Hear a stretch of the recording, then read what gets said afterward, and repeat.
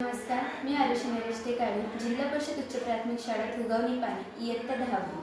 माझ्या ग्रुपचे नाव आहे डॉक्टर जगदीशचंद्र बोस. मी बनवलेल्या प्रोजेक्टचे नाव आहे सोयाबीन ट्रॉली.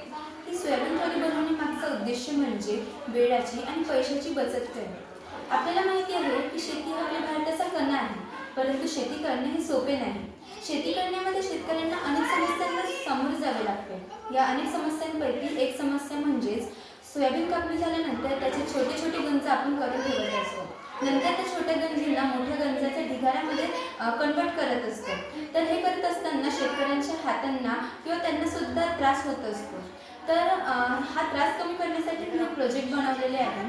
सोबतच त्यावेळेस जर त्यांनी मजूर लावण्याचे जर ठरवले तर त्यांना मजुरी देण्यातही त्यांचा पैसा खर्च होईल. यामुळे हे प्रोजेक्ट अत्यंत त्यावेळेस खूप महत्त्वाचे ठरले. मी या प्रोजेक्टमध्ये ट्रॉलीचा, नंतर प्लेट्सचा, कन्व्हेयर बेल्टचा आणि हायड्रोलिक प्रेशरचा वापर केलेला आहे. ही जी प्लेट आहे ही प्लेटची मुवमेंट आपण हायड्रोलिक प्रेशरच्या माध्यमातून करू शकतो. त्यासोबतच मी कन्व्हेयर बेल्टचा यूज केलेला आहे. आपल्याला माहिती आहे की आपली जी साधी चाकं असतात ते शेतामध्ये चालू शकत नाही, कारण आपली जी शेतातील माती असतात ती प्लेन नसते, ती कुठे उंच असते तर कुठे दबलेली असते. त्यामुळे आपण JCBला जसे कन्व्हेयर बेल्ट असतात त्याप्रमाणे मी कन्व्हेयर बेल्टचा यूज केलेला आहे, ज्यामुळे ही ट्रॉली आहे आपण कुठेही इझिली वाहून नेऊ शकतो.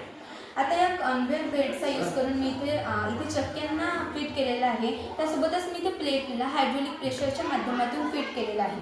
इथे मी हायड्रोलिक प्रेशर जर आपण चालू केलं तर आपण बघू शकतो की ही जी प्लेट आहे यावेळेस इथे गंजर आहे आणि ही जी प्लेट आहे त्या गंजाला घेऊन वरती आणि या प्लेटमध्ये जो गंज असणार आहे तो या ट्रॉलीमध्ये इझिली म्हणजे त्या ट्रॉलीमध्ये जमा होऊ शकतो. अशा प्रकारे आपण मोठ्या संख्येमध्ये सुद्धा सोयाबीनची गंज असणार आहे ती जमा करू शकतो. साधारणपणे एक व्यक्ती 5 मिनिटांमध्ये 10 गंज उचलू शकतो, परंतु जर आपण या ट्रॉलीचा यूज केला तर या ट्रॉलीच्या माध्यमातून एक व्यक्ती 5 मिनिटांमध्ये 20 गंजी साहजिक उचलू शकतो. त्यामुळे आपल्या वेळाची तर बचत होईलच. आपल्याला माहिती आहे की दिवसेंदिवस आपल्या मजुरांची सुद्धा मजुरी वाढत चाललेली आहे. त्यामुळे शेतकऱ्यांकडून जो पैसा खर्च जात होता तो शेतकऱ्यांचा पैसासुद्धा खर्च जाणार नाही आणि शेतकऱ्यांचा वेळसुद्धा वाया जाणार नाही. मी या प्रोजेक्टमध्ये हायड्रोलिक प्रेशरचा वापर केला आहे.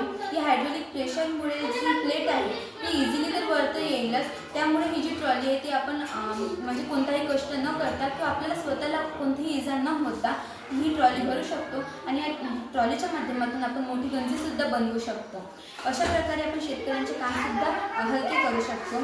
आपल्याला माहिती आहे की शेती करत असताना शेतकऱ्यांना अपार कष्ट करावे लागतात. जर आपण त्या शेतकऱ्यांची जर मदत केली तर तेच चांगले होईल. हा प्रोजेक्ट बनवण्याचा उद्दिष्ट म्हणजे शेतकऱ्यांची मदत करणे. धन्यवाद.